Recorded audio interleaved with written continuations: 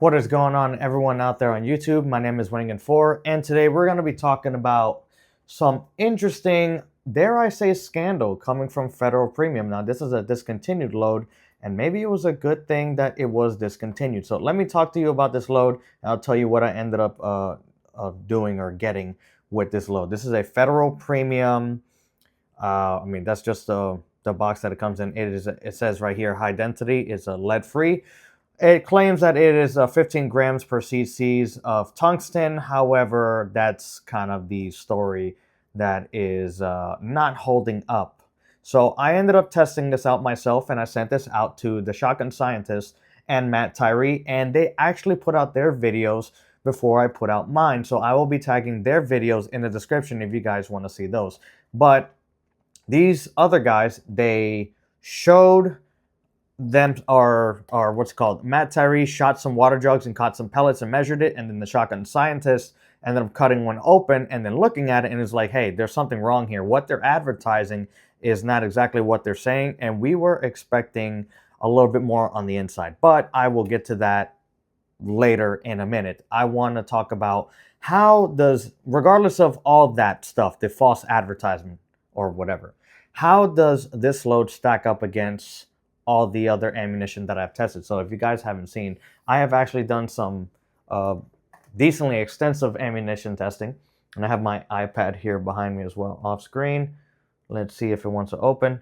But what I wrote down here on this board here is basically the rankings. I did 20 loads in total, but for here on the board, I just put the first, or the top 10, right? And I have number of pellets on the target, and then the percentage of load on the target. Like, so for example, let's just say the Power Shock is actually a 16 pellet load. Same thing with the Power Shock double up buck is 15. This one's 16. This is number one.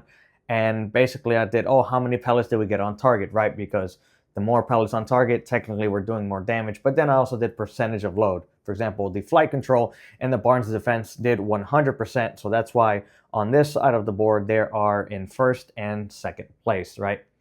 So I wanted to add this one in. This was a late entry because I initially only had 19, and I have part 1, 2, 3, and 4. I guess this maybe will be part 5. And then also we're exclusively talking about this ammunition here as well. But I wanted to share some of the data from those previous 4 videos and then compare it, right? And then I also have the targets here, and I shot it out of 3 shotguns. So basically, I'm going to end up doing 25 yards, 50 yards, 75 yards, 105 yards. And this is, all this data is at 25 yards, okay, in a indoor range. And then I shot it out of 3 shotguns. Each shotgun shot that ammunition twice.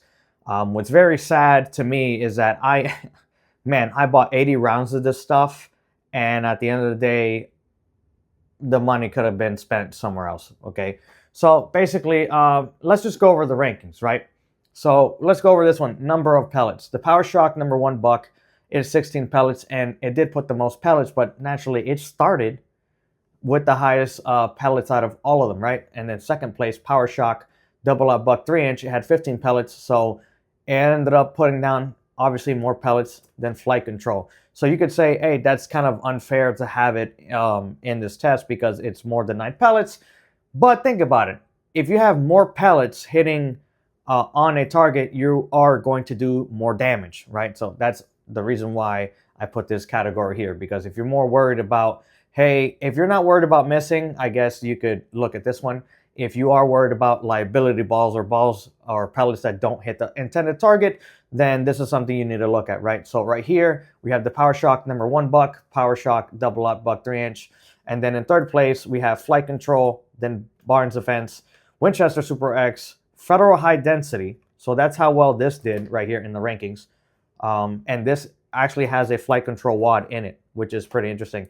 And then the SMB, the Remington Express, the Winchester Defender, and then the Winchester Military. So that is crazy that we have Federal high density here right in the middle of Super X and SMB, which I don't consider to be that expensive.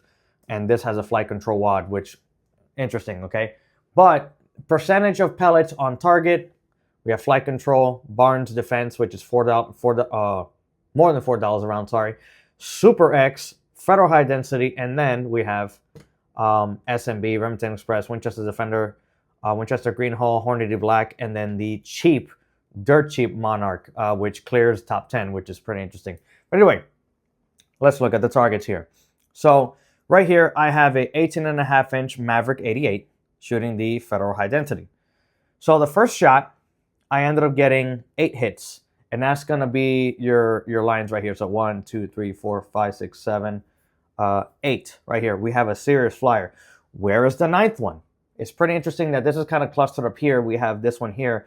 But where the hell is the 9th one? And if you look at Matt Tyree's video, you notice that he has a 9th pellet flyer and he has no idea where it went. And right here, I have the same problem, which was very interesting, okay? So on the second shot, I got 9 pellets, which is going to be the circles 1, 2, 3, 4, 5, 6, 7, 8, 9. A little bit more to the right, and this is the first time this gun has given me something that was a little bit too off to the right.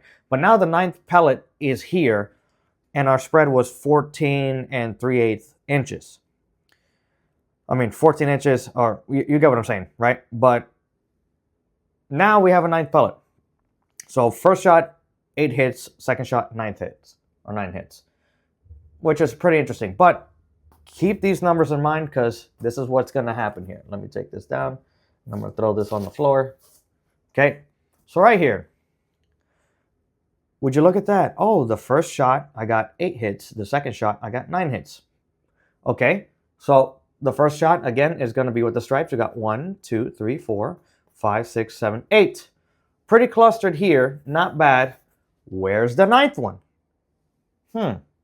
Okay, we'll get to the shape of these pellets here in a minute. But right here we got 1, 2, 3, 4, 5, 6, 7, 8, 9.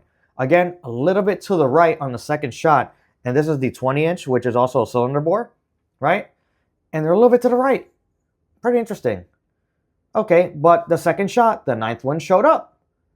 So the first 2 guns are cylinder bore, right? But our last gun, our last shotgun, is going to be a modified choke with a 28-inch barrel. You guys have seen that this one actually does pretty good, right? But look at that. The first hit is 8 pellets. The second hit is 9 pellets. Okay? So we got 1, 2, 3, 4, 5, 6, 7, 8. Pretty clustered up. Where is my 9th one? Did it go over here? Did it go over here? I don't know. Now the second shot, 1, 2, 3, 4, 5, 6, 7, 8, 9.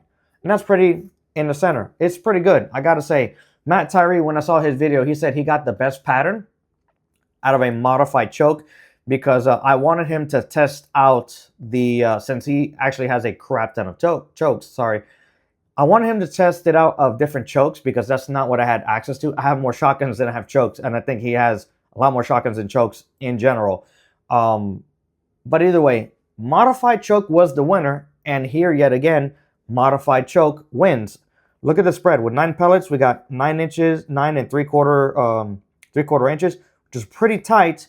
But what's funny is and one of the things that Matt Tyree ended up saying was that he was able to get better patterns out of the flight control. The tightest pattern we got out of the federal flight control was 4 inches at 25 yards with the 20-inch. So it beats that by a good margin, by 5 inches or over 5 inches, almost 6 inches, which is pretty interesting. But yeah, I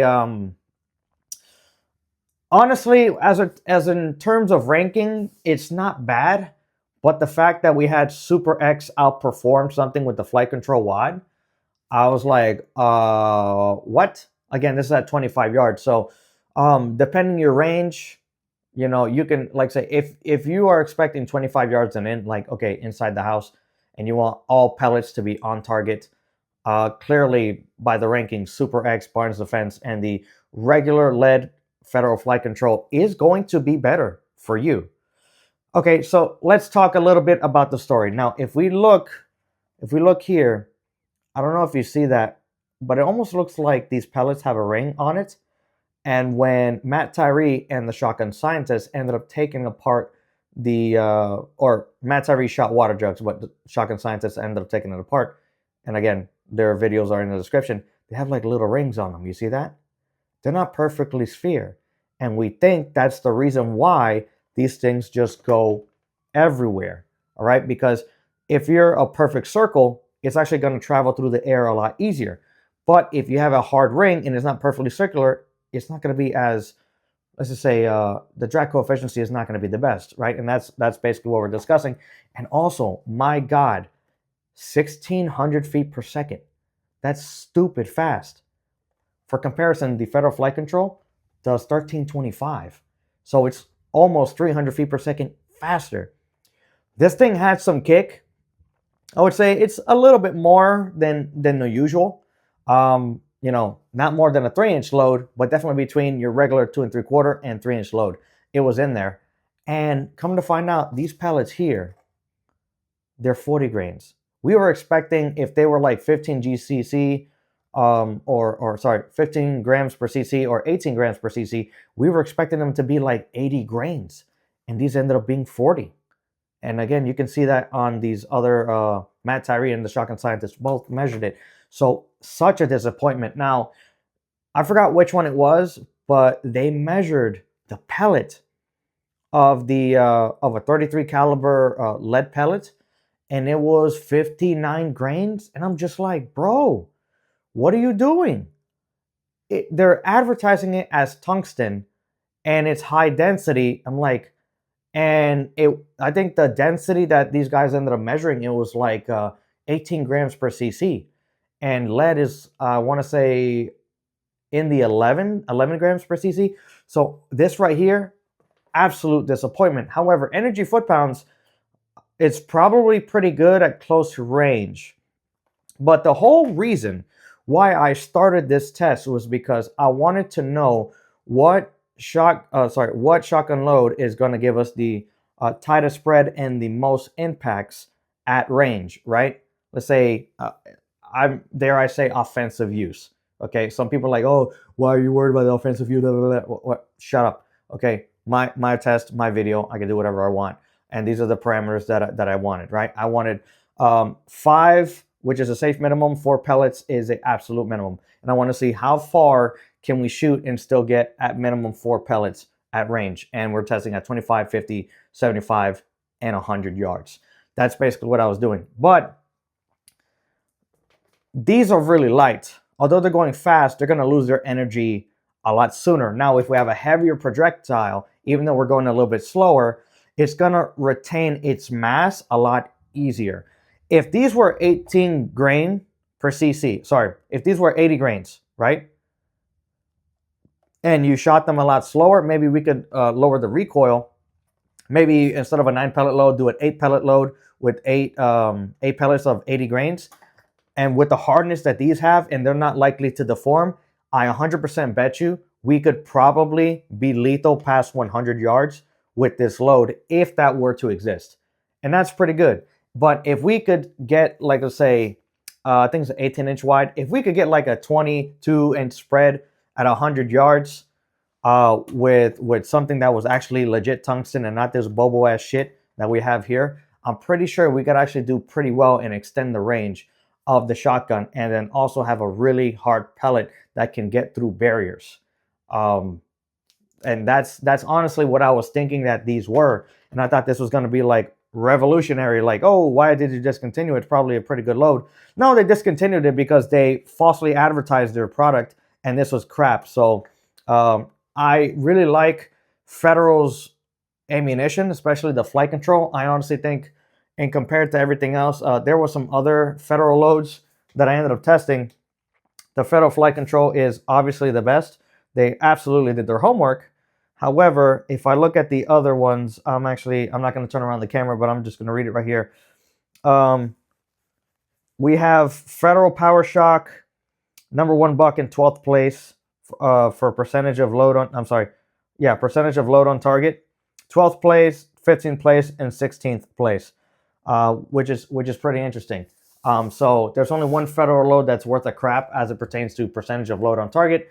However, I mean, you can kind of say this is cheating. This is not a 9 pellet load, but obviously you're going to get more pellets on target. But based on percentage, if you noticed, we're missing we're missing a good number of pellets. I want to say Power Shock number 1. Let me see, percentage of load on target. This was in 12th place, right? And then the Power Shock Double Up Buck 3-inch was in 15th place in percentage of load. So this was 12th, this was 15th, as it pertains to percentage of load on target. So not exactly too good, but like I said, the Federal Flight Control is number 1 and currently King Daddy. But the good thing about it is it's cheaper than Barnes Defense. This was like $1.25. This is $4, over $4 a shell. So man, it just an interesting analysis. Overall, I will say this, right? I know I'm talking a lot of crap, and a lot of people are very disappointed, more because of the lying and the false advertising. However, if you came across this, right, and that's all you could get, at 25 yards, let's discuss that real quick. At 25 yards, if you had to, this is the only thing on the shelf, and you had to buy it, 1,600 feet per second, 9 pellets, 40 grains, inside a house, home defense scenario, all that. Look at the pattern. You might have a 9th pellet flyer. Actually, at this point, it's almost like a guaranteed 9th pellet flyer. But if your circumstances in your scenario allowed you to have a 9th pellet flyer without any repercussions, then, I mean, come on. That is going to be lethal at 25 yards without question, and it's going to be pretty hard. One of the tests I want to end up doing with this, I mean, I bought 80 shells. I'm going to continue testing them. I want to see how well they do against, obviously, barriers and all this other stuff, to see how they do with a car door. Maybe. I don't know if I want to bring that on this channel. But someone said that they were going to send me 3A body armor, which would be very, very interesting to see how well it does against there. But I'm kind of I mean, speed kills armor, right? And this is going faster than like I say, your regular Federal Flight Control or your Barnes Defense, right? So 1,600 feet per second, and it's a little bit lighter.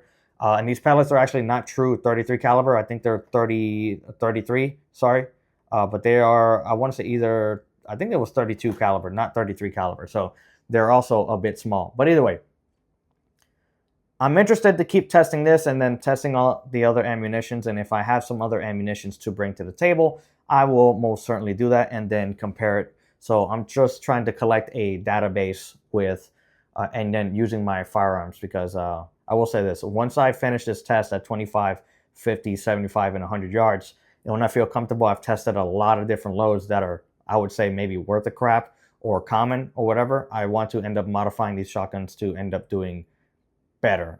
Maybe the 28-inch, which is already a modified fixed choke, I might just leave alone, because I like using that one for skeet shooting, you know, for target shooting and just having fun. But the other two, I think, will absolutely get modified, or I'll just leave those barrels alone and get different barrels and modify those. I don't know. I haven't decided yet.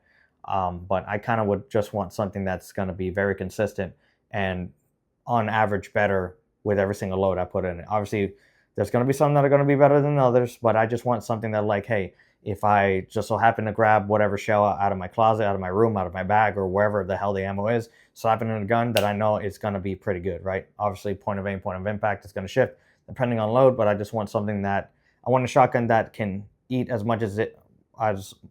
many different loads as possible and still do pretty good. But okay, that's pretty much it. Tell me what you guys think. I don't know if I can get any more of these, and I bought 80. I tested 6. I sent 10 to Matt Tyree. I sent 10 to the Shotgun Scientist. I may send more. I need basically at minimum 18 more to test at 25. At 50, 75, and 100. So we'll see what I do with the rest of them. I may give them to somebody else, or I may continue trying to do some other stuff, like I said, car door or 3A body armor. But tell me what you guys think. Tell me what you guys thought. Comment down below. And please go into the description. If you got into this part of the video, go down into the description below and watch Matt Tyree's video and watch the Shotgun Scientist video as well to see their analysis on it. And I believe the Shotgun Scientist, as if you're seeing this video today, he's filming a range video today to test that on the range to see how it does. but Matt Tyree already shot it, and I obviously has shot it as well, and that's what we got out of it. But either way, you guys have a great day, have a blessed day, and as always, stay prepared, please. Train, train, train.